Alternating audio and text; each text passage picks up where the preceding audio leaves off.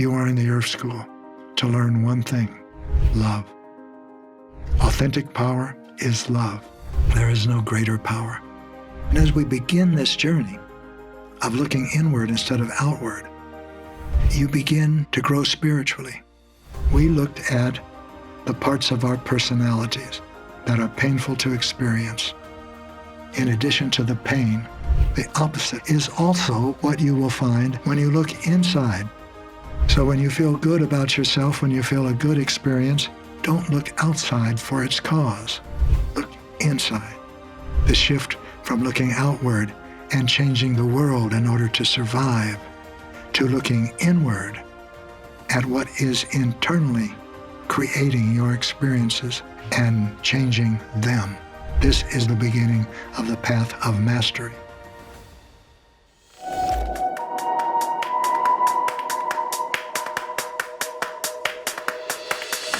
Welcome back. In the last podcast, we began an amazing journey. A journey without end. A journey of diversity without end. A journey of experiences without end. And that journey is the journey inward.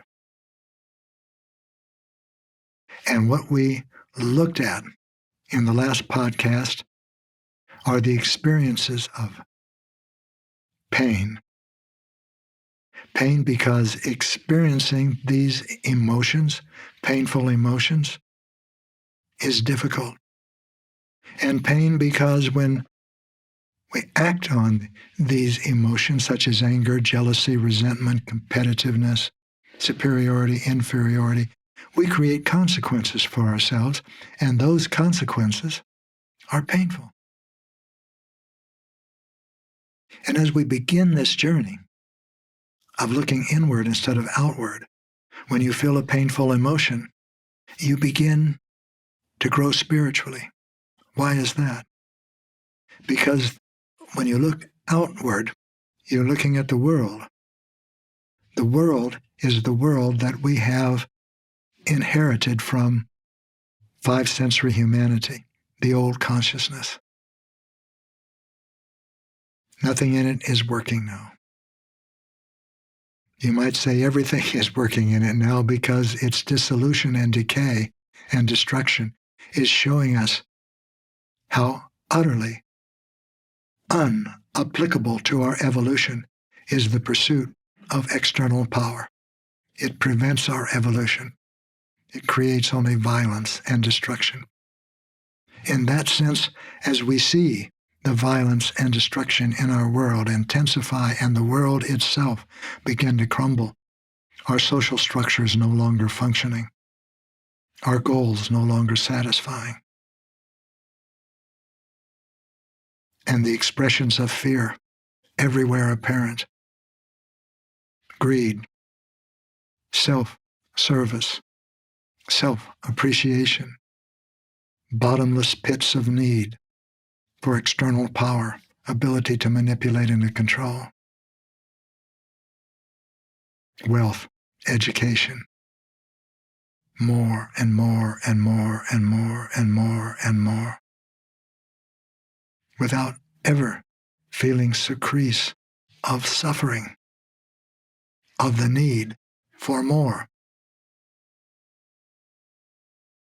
And the new consciousness, the creation, the conscious choice, using our volition, our free will, of the opposite of that. So we looked at the parts of our personalities that are painful to experience, anger, jealousy, all of those, and more. Now we're going to the other part of the inward journey that I promised you, and it's a promise. You're going to find it.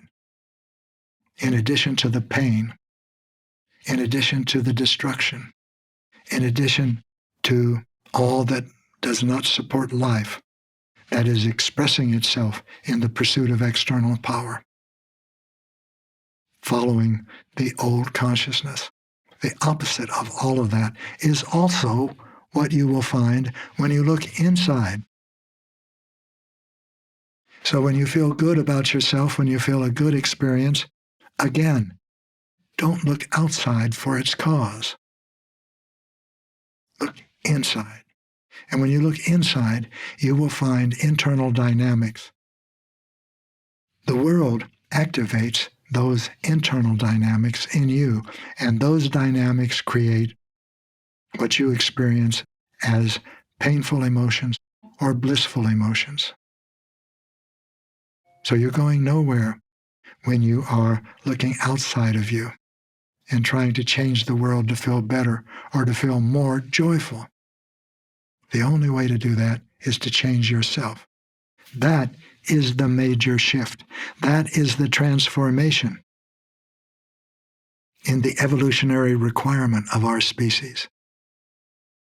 The shift from looking outward and changing the world in order to survive, in order to acquire more external power, to looking inward at what is internally creating your experiences of joy and sadness and suffering, of fulfillment and emptiness, and changing them.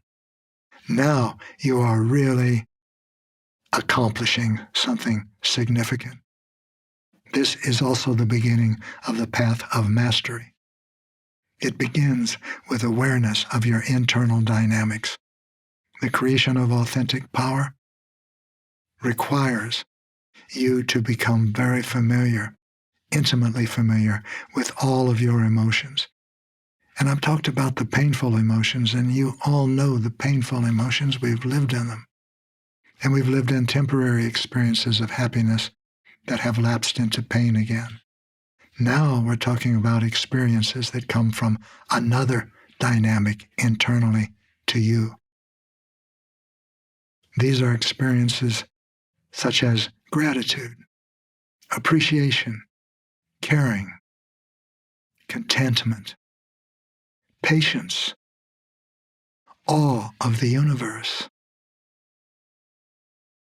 These are all experiences of a different origin, from a different place, taking you to a different destination and creating different consequences for you.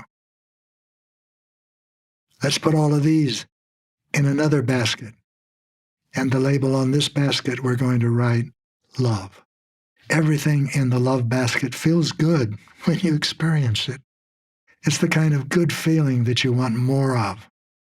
It's not temporary. It's not like when you've eaten so many Oreo cookies you can't eat anymore and you don't want any more and you're full. No, it's not that at all.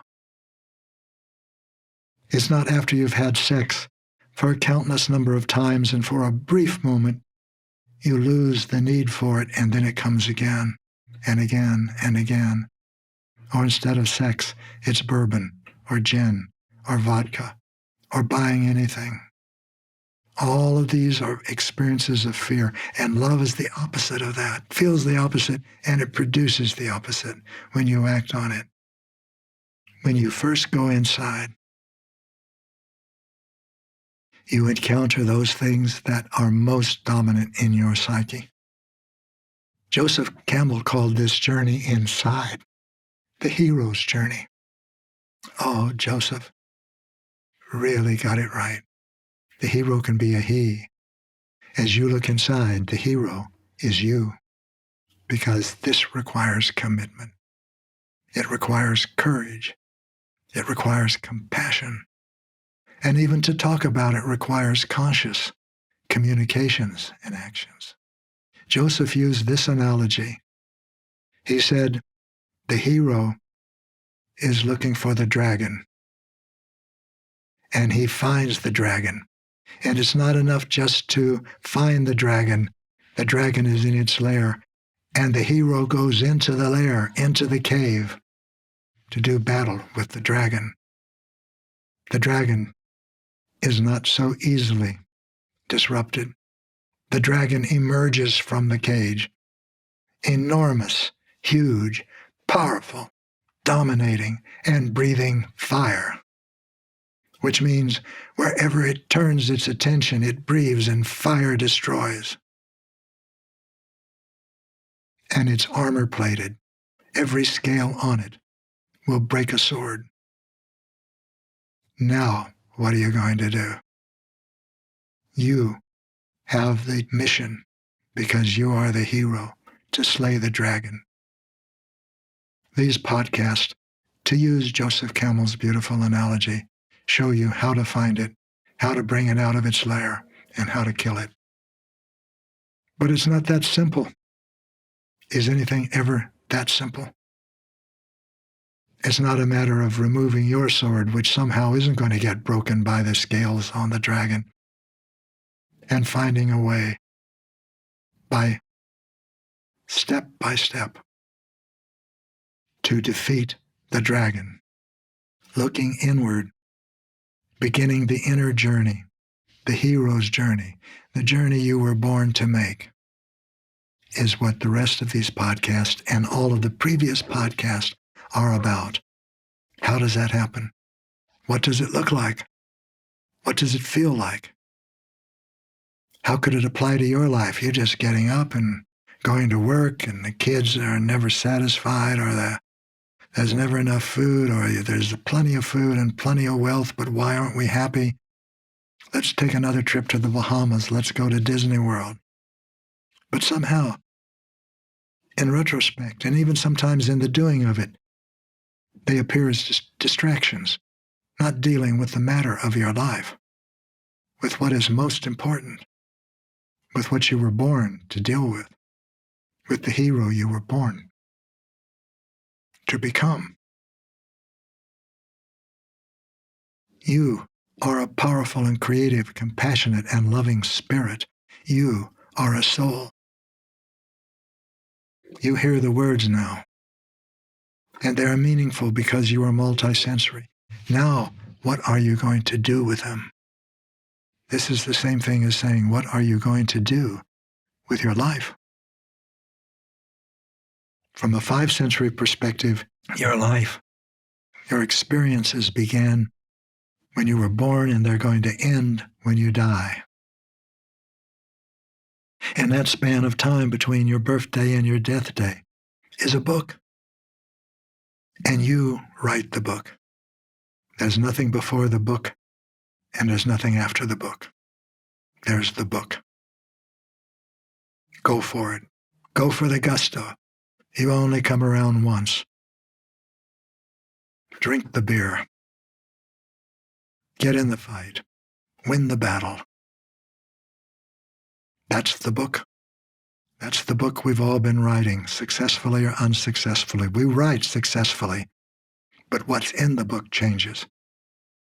Sometimes we're at the bottom of the ladder. Very few of us, but sometimes some do, get to the top. And then the book ends. And what happens then? You're at the top of the ladder. You've got the corner office. You've got the city view. You've got the admiration. You've got the fame. You've got the wealth. You've got the education. You've got whatever it is you've been searching for. You've got it. Now what? Are you going to take any of it with you?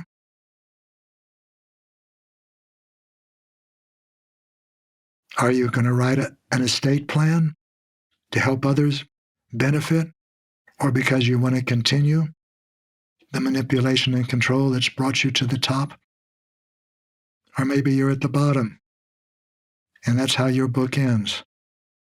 You're broke, you're poor, you're addicted, you don't have love in your life, you're lonely and angry, and the book ends. And you're happy. In this book, get me out of here.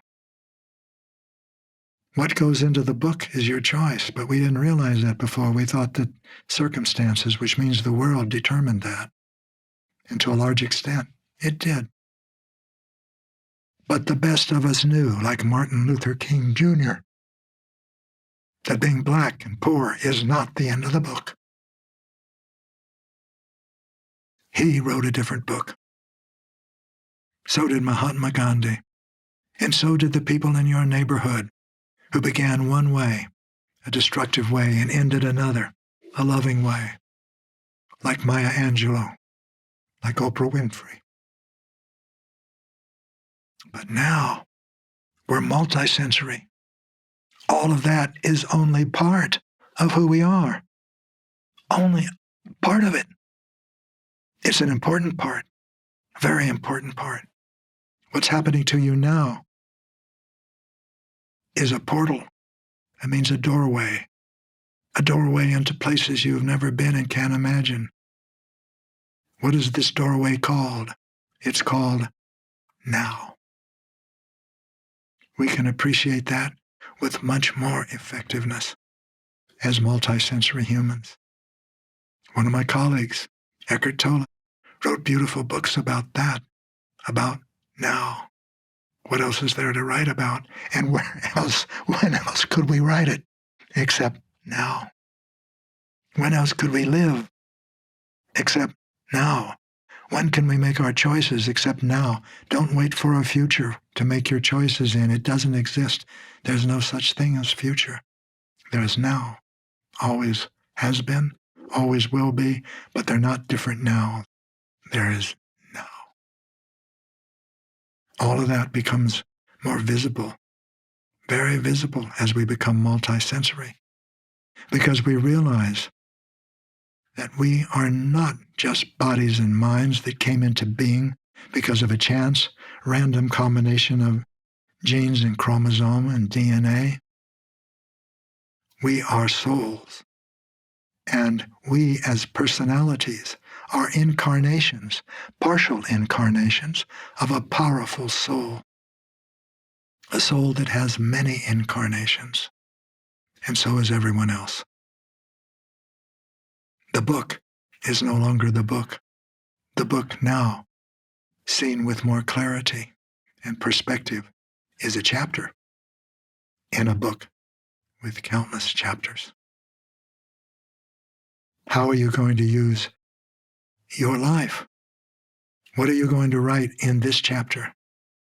And that's important to know and to decide, because this chapter, to leave the metaphor behind, is not going to end when you die. Only your personality will end when you die, but your consciousness and the consequences that you used your consciousness to create continue. In the East, that's called karma. There's a shadow of it, a glimmer of it in the West, you might say. That's called heaven and hell. It is a reminder that consciousness and responsibility do not end at death. That consciousness and the consequences of it extend beyond life. It's spelled out in much more detail and accuracy in the concept of karma, which is more than a concept. It's a description. It's a description that multisensory humans see, understand, and experience. This is where we are now as we begin the journey inside. It's an amazing journey. It's the journey that you were born to take. And where is it taking you? It's not taking you anywhere. It's giving you the tools to take yourself where you want to go. Where do you want to go? You are in the Earth School to learn one thing: love. Authentic power is love. There is no greater power. You cannot add love to the world by creating authentic power. The world, the universe, is love. But you can expand your perception to be aware of more and in a different way. And in that way, create differently. Create different consequences for yourself. Create consequences that are constructive, that are fulfilling, that are satisfying, that nurture life rather than exploit life. All of this appears to you on the inward journey. And there's something that is extraordinarily surprising about the inward journey that I'm going to share with you in the next podcast. If you're enjoying anything you're hearing on this podcast, subscribe to it. Now, what do I mean by enjoy? Do I mean, is it entertaining for you? Does it make you laugh? Does it make you forget your worries? That's not what I mean. I mean, do you resonate with anything that I say as relevant, profound, and pertinent for you, not for the world, for you? Something that you can use, something that you can experiment with in your life. If you do, if you resonate, then subscribe, because there's more where this comes from. It comes from the universe, as do you. Here's a soul step.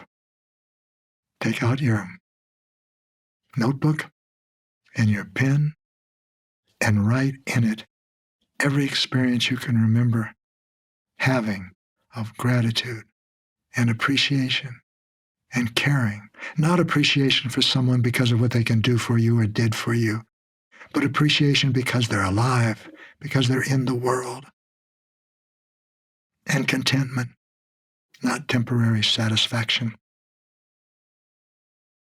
And patience and awe of the universe.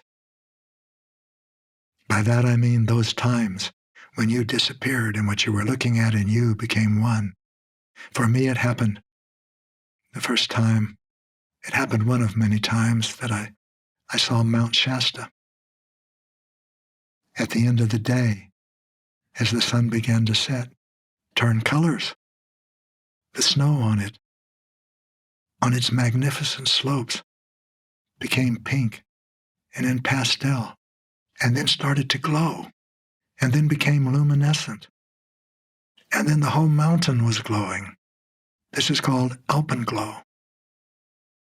You can see it wherever there are mountains.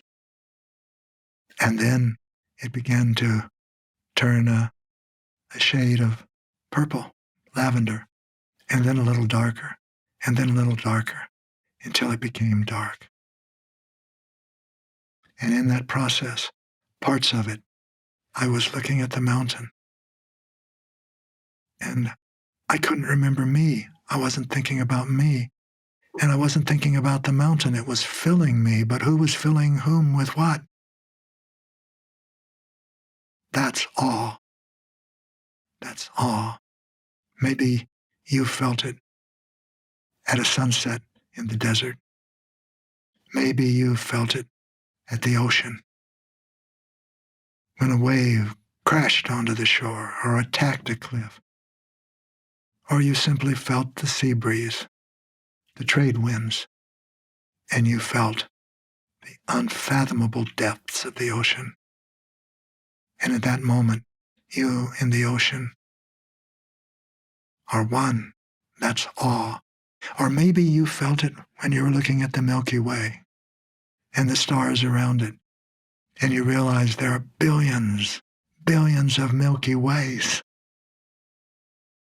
And in that moment, there was only you and the sky and you, but there was no difference. That's awe. Awe is a part of the human experience. It's the oldest part. The experience of awe is older than human thought. And it is part of authentic power. It is part of the stabilized, ongoing experience of love and power authentic. So write down your thoughts about all of these things in your notebook, and then at the end of the week, read what you've written, and you'll begin to see that there may be more than you that's doing the writing.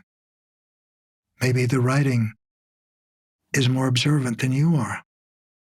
Maybe the writing is more interesting than you've written before. How did that happen? It was your hand that wrote it. You're in the Earth School. But you're multisensory now. You're not alone in the Earth School. You're not alone anywhere, anytime, in any way. We'll continue to explore these things on the next podcast. I'm looking forward to being with you again. I'm Gary Zukav.